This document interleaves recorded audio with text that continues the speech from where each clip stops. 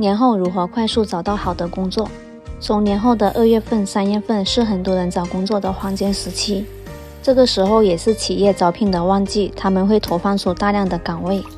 作为4年的互联网打工人，今天给大家分享一期如何高质量求职攻略。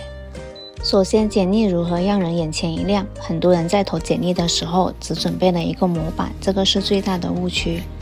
不同公司对同一岗位可能都会有不一样的要求，所以投每一个公司的时候，只需要打开它的岗位职责，对照它的关键词来写自己的，把岗位的匹配度提高。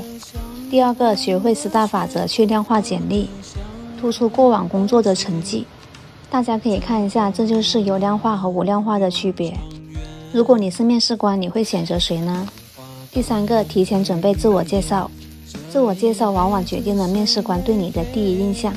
准备好1到3分钟的自我介绍，切记不要流水账，重点讲清自己的优势，最好对着镜子提前反复练习，保证足够流畅。